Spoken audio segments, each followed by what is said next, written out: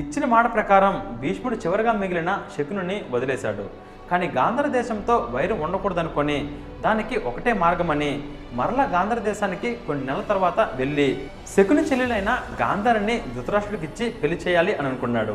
So గాంధారిని ముందు కూర్చోబెట్టి, అమ్మ గాంధారి, మా రాజ్యానికి రాజు అయిన ధృతరాష్ట్రుడు చాలా శక్తివంతుడు, జ్ఞాని, నీతివంతుడు అని తన గురించి ఎంతో గొప్పగా ఎన్నో విషయాలు చెప్పాడు. అన్నీ చెప్పిన తర్వాత చివరిలో కానీ అతను గుడ్డివాడు అని చెప్పాడు. అప్పుడు శకునికి కోపం వచ్చి, మంచి విషయాలన్నీ ముందుగా చెప్పి చివరగా గుడ్డివాడని చెప్తావా? ఒక గుడ్డివాడిని పెళ్లి చేసుకోవాల్సిన అవసరం మా చెల్లికి లేదు అని భీష్ముడితో అన్నాడు. వెంటనే గాంధారి లేచి పరిగెత్తుకుంటూ గదిలోకి వెళ్ళి తలుపు వేసుకుంది. అందరూ వెళ్ళి తలుపు తీయమని గట్టిగా తలుపుని తట్టగా ఆమె తలుపు తెరిచింది.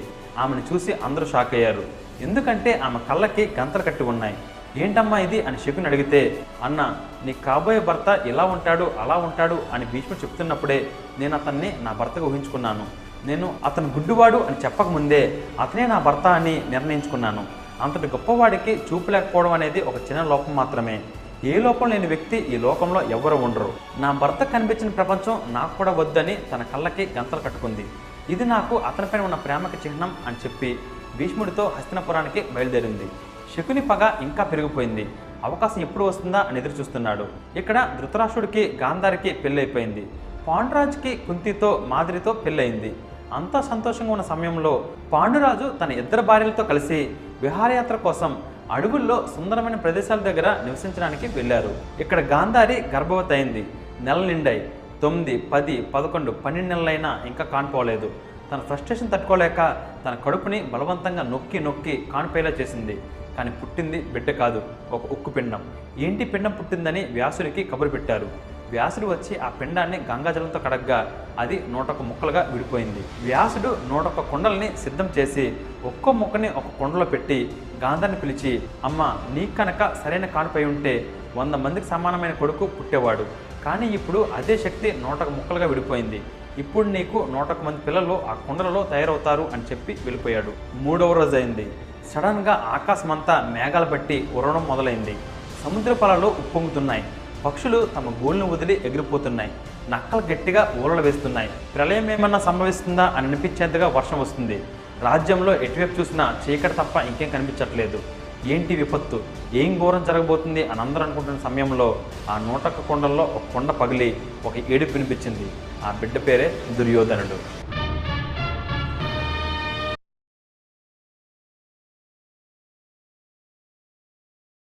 అందరి దగ్గర ఒక్కో మెతుకు కలెక్ట్ చేసి 101 మెతుకులతో ఒక ముద్ద చేసి అందరూ ఆకలితో అలమటిస్తుంటే అందరి వంతు తన తింటూ తన కళ్ళ ముందే రోజుకొకరు చెప్పిన ఆకలితో చనిపోతూ శవాలవుతుంటే ఆ శవాల వాసన మధ్యలోనే రోజు నివసిస్తూ చివరికి తండ్రితో సహా అందరూ చనిపోయాక శకునికి విముక్తి దొరికింది. మా రాజ్యంలో మా నియంత పాలనలో మా ప్రజల్ని ఇబ్బంది పెట్టామని ఎక్కడి నుంచో వచ్చి మా కుటుంబంలో మగ సంతానాన్నంతా బంధించి బావిలో పెట్టి ఆకలితో అందరినీ చంపడం హింసించడం కాదా? మరి మేము చేసింది అధర్మం అయితే భీష్ముడు చేసింది ధర్మమా? మమ్మల్ని కిరాతకులు అని అంటే మరి భీష్ముడిని ఏమనాలి? మేము ప్రజల్ని హింసించినందుకు మమ్మల్ని ఇంత దారుణంగా చంపేస్తే మరి మమ్మల్ని ఇంత దారుణంగా చంపినందుకు భీష్ముడికి ఏం శిక్ష వేయాలి, ఎలా వేయాలి, ఎప్పుడు వస్తుంది ఆ అవకాశం అని ఎదురు చూస్తున్న సమయంలో దుర్యోధనుడి రూపంలో భీష్ముడి పైన రివెంజ్ తీర్చుకునే అవకాశం శకునికి వచ్చింది. దుర్యోధనుడు పుట్టిన తర్వాత రాజ్యంలో చాలా పెనుమార్పులు జరిగాయి. అక్కడి ఆస్థాన జ్యోతిష్యులు ధృతరాష్ట్రుడు గాంధారి దగ్గరికి వచ్చి రాజ్యంలో ప్రస్తుతం జరుగుతున్న విపత్తులకు కారణం దుర్యోధనుడు. అతను నష్టజాతకంతో పుట్టాడు. తను ఎక్కడుంటే అక్కడ ఎవ్వరూ సంతోషంగా ఉండరు. తన వల్ల మన వంశం రాజ్యం కూడా పతనమయ్యే అవకాశం ఉంది. కాబట్టి అతన్ని బ్రతకనివ్వకూడదు అని సలహా ఇచ్చారు. దానితో ధృతరాష్ట్రుడికి చాలా కోపం వచ్చింది. పిల్లలు కావాలి అని పరితపిస్తున్న సమయంలో మాకు పుట్టిన మొదటివాడు దుర్యోధనుడు. అతనంటే మాకు అత్యంత ప్రేమ, వాత్సల్యం. ఎట్టి పరిస్థితుల్లో దుర్యోధనుడు మాతోనే ఉంటాడు, పెరుగుతాడు, కురువంశానికి రాజవుతాడు అని చెప్పి వెళ్ళిపోయాడు. ఆ రోజు గాంధారి ఒంటరిగా కూర్చొని ఏడుస్తూ, నేను ఆవేశపడి నా గర్భం మీద కొట్టుకొని బలవంతంగా కనడం వల్లే ఇదంతా జరిగింది. అదే ఈరోజు నా బిడ్డ రాక్షసి గడియల్లో పుట్టేలా చేసింది అని బోర్ నేర్చింది. అసలు తన గర్భం మీద కొట్టుకొని బలవంతంగా కనాల్సిన అవసరం ఎందుకు వచ్చిందో తెలియాలంటే కథ కొన్ని నెలల వెనక్కి వెళ్ళాలి. గాంధారికి గర్భం రాకముందు పాండురాజు కుంతి మాదిరిలతో విహారయాత్రల కోసం అడవుల్లోకి వెళ్ళాడు. అక్కడ ఒక సుందరమైన ప్రదేశంలో ఒక పర్ణశాల నిర్మించుకొని ఆనందంగా నివసించడం మొదలుపెట్టాడు. అక్కడ ఉండే గిరిజనులందరూ వాళ్ళని దేవుళ్ళని చూసినట్టుగా చూసేవాళ్ళు. ఒకరోజు కుంతి మాద్రి కుంతి మాదిరిలతో విహారయాత్ర కోసం అడవుల్లోకి వెళ్ళాడు. అక్కడ ఒక సుందరమైన ప్రదేశంలో ఒక పర్ణశాల నిర్మించుకొని ఆనందంగా నివసించడం మొదలుపెట్టాడు. అక్కడ ఉండే గిరిజనులందరూ వాళ్ళని దేవుళ్ళని చూసినట్టుగా చూసేవాళ్ళు. పాండురాజు దగ్గరికి వచ్చి, మీరు విలువిద్యలో అత్యంత ప్రావీణ్యులని వారు వీరు చెప్తుంటే విన్నాం కానీ ఎప్పుడు చూడలేదు. ఈరోజు మేము మీతో వేటకు వచ్చి మీ విలువిద్యను చూస్తాము అని అడిగారు. సరే అని పాండురాజు వాళ్ళని తనతో పాటు వేటకు తీసుకెళ్లాడు. అప్పుడు అడవిలో నేను కళ్ళు మూసుకొని కేవలం శబ్దం ఆధారంగా వేటాడగలను చూడండి అని కళ్ళు మూసుకొని అడవిలో ఒక పొదల దగ్గర శబ్దం వస్తే ఆ శబ్దం వస్తున్న దగ్గర బాణం వదిలాడు.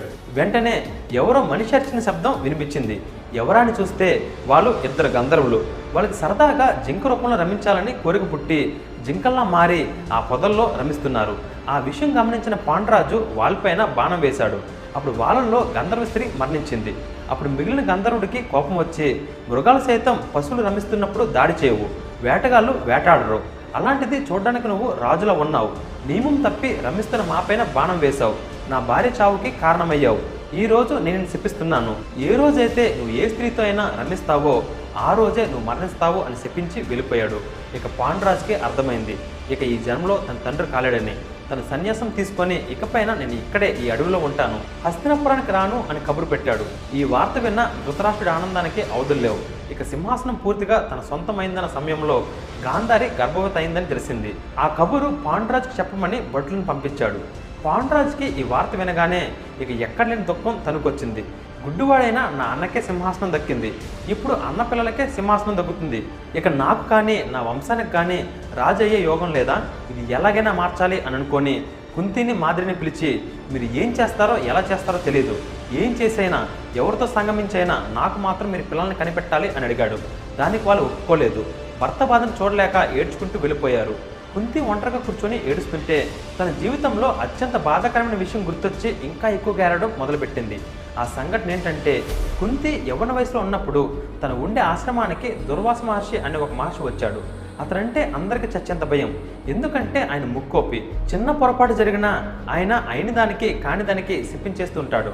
అందుకనే ఆయనంటే భయపడి సేవలు చేయడానికి ఎవరు ముందుకు రాలేదు. కానీ కుంతి మాత్రం ధైర్యంగా వచ్చి ఆయన ఆశ్రమంలో ఉన్నన్ని రోజులు ఎంతో ప్రేమతో కన్న కూతురిలా కన్న తల్లిలా చూసుకుంది.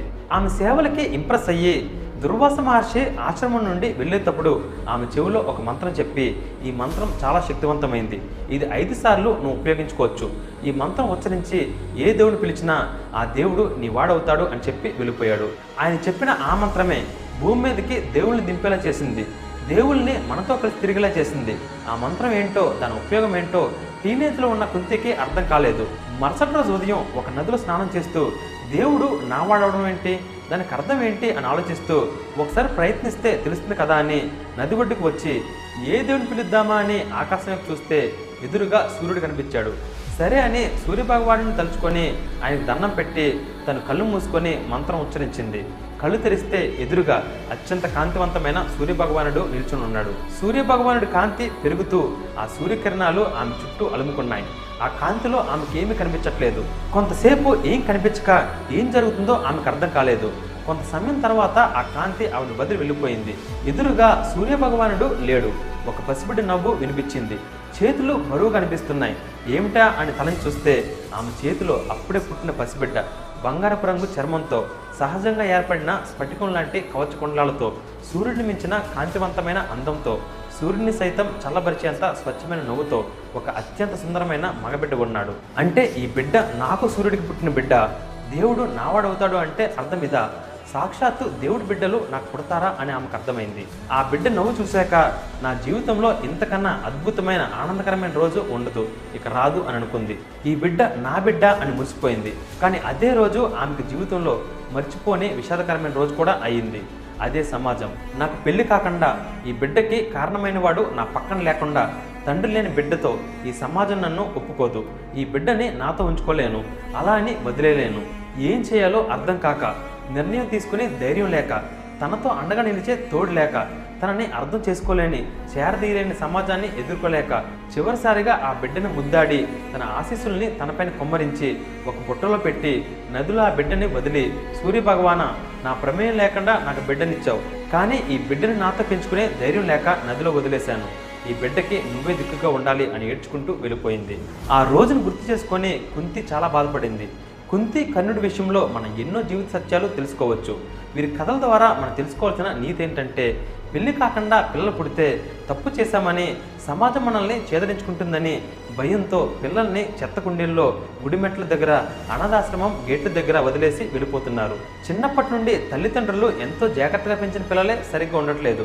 అలాంటిది ఏ గైడెన్స్ లేక అనాథలుగా, అడుక్కునే వాళ్ళగా, ఆకలి తట్టుకోలేక దొంగలుగా, తప్పని చెప్పేవారు లేక రౌడీలుగా, ఆపేవాళ్ళు లేక క్రిమినల్స్గా తయారవుతున్నారు. పెళ్లి కాకుండా పుట్టే పిల్లల వల్ల ఆ పిల్లల భవిష్యత్తు పాడవుతుంది, అలాగే మన సమాజానికి కూడా హాని జరుగుతుంది. అందుకనే పెళ్లికి ముందు సెక్స్ తప్పనే సిస్టమ్ వచ్చింది.